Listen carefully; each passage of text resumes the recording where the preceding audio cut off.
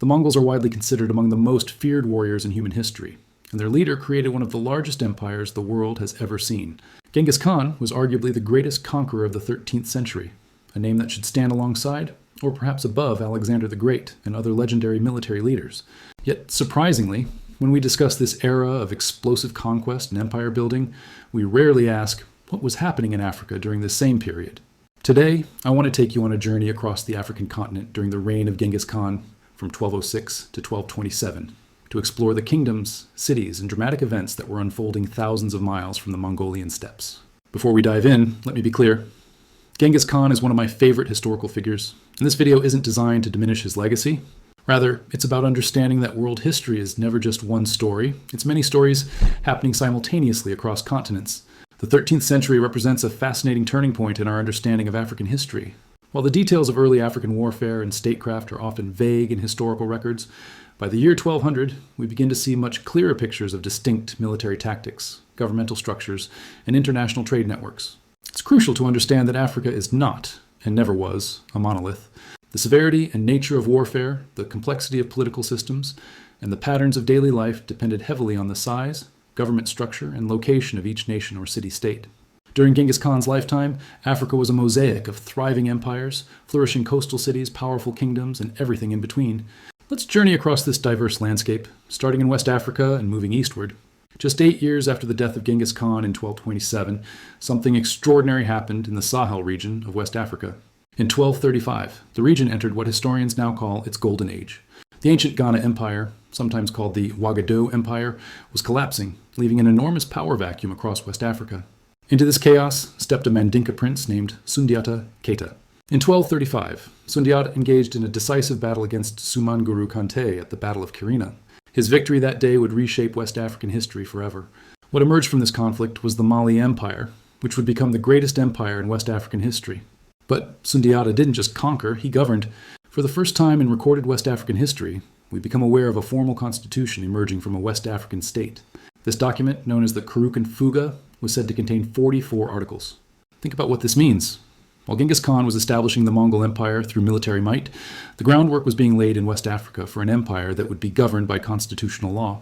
The Kurukan Fuga established the Federation of Mandinka clans under one government, outlined how that government would operate, and established the laws by which the people would live.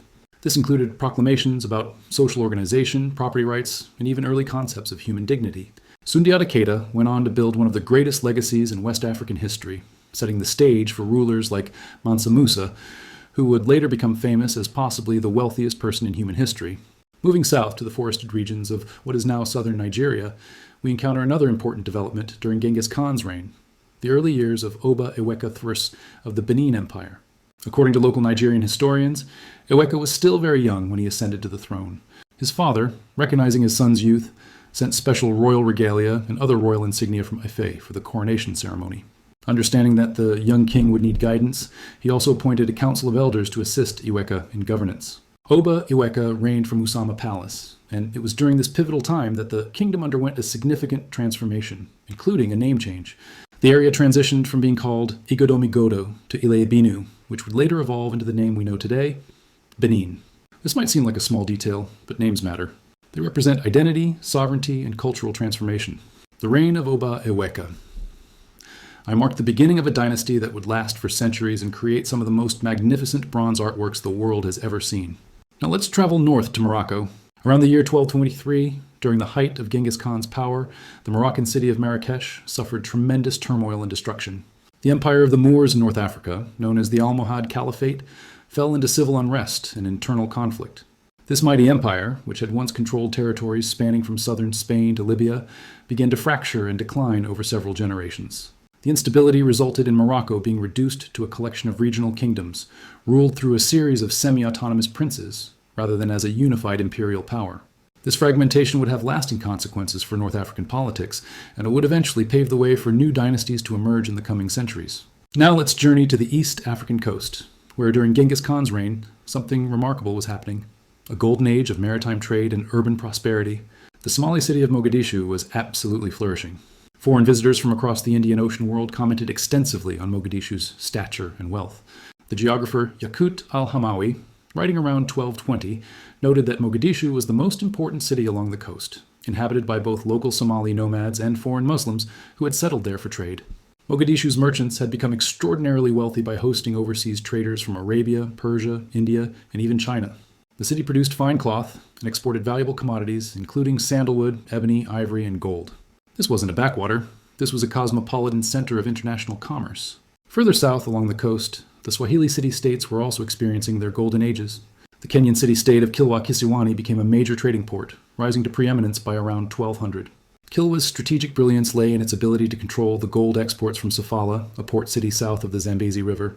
Through Sofala flowed the gold from the Mutapa Empire in Zimbabwe, and Kilwa positioned itself as the essential middleman. As the people of Kilwa became more prosperous, they invested in their city. They built large houses constructed from coral rag and lime mortar, produced cloth to trade with their neighbors, minted their own copper coins, and imported increasing quantities of Persian and Chinese pottery, rich cloths, and expensive glass beads. The archaeological evidence of this wealth still exists today in the ruins of Kilwa's great mosque and palace. Alongside Kilwa, another Swahili city-state, Gedi, was also experiencing a golden age during Genghis Khan's reign.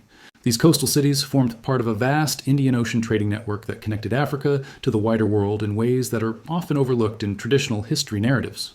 Inland in the Ethiopian highlands, the Zagwe dynasty was in its final phases during this period. King Lalibela of the Zagwe dynasty is often credited with commissioning the extraordinary rock-hewn churches of Lalibela, though some controversy still exists about whether he personally ordered their construction. According to tradition, it took King Lalibela 24 years to build these 11 remarkable churches, carved directly out of solid rock. While little written material concerning other Zagwe rulers has survived, a sizable quantity of material concerning Lalibela and his churches remains. One legend is particularly striking. It claims that Maskal Kebra, Lalibela's queen, built one of the churches as a monument to Lalibela following his death. The legend states that she, with the help of angels, completed the church in only one night.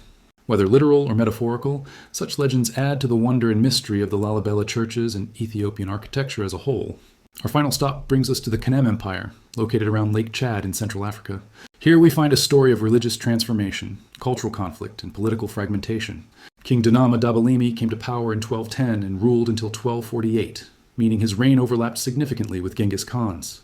Historical accounts describe Dunama as commanding a powerful army of 40,000 horsemen, and he successfully expanded the size and power of the Kanem Empire.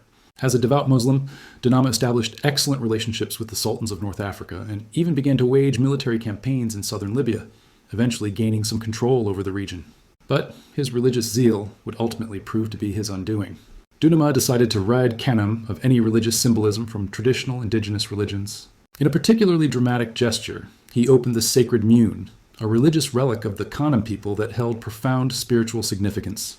This act of unwrapping the Mune, and thus symbolically destroying its mystique and power, had profound consequences. The action alienated the Balala clan, who held more traditionalist religious views. This alienation led directly to civil conflict and the eventual breakup of the Kanem Empire. The Saifawa dynasty, to which Dunama belonged, was eventually forced to move into northern Nigeria, where they would later establish the Bornu Empire. This story reminds us that religious transformation, even when undertaken with sincere conviction, can have destabilizing political consequences. So there you have it, a glimpse into what was happening across Africa during the reign of Genghis Khan. While the Mongol Empire was expanding across Asia, Africa was experiencing its own dramatic transformations. Empires rising and falling, cities flourishing through international trade, architectural marvels being created, and religious conflicts reshaping political landscapes. World history is not a single narrative, but a tapestry of interconnected stories. I hope this journey has given you a new appreciation for the complexity and richness of African history during this fascinating period. Thank you for watching, and I'll see you in the next video.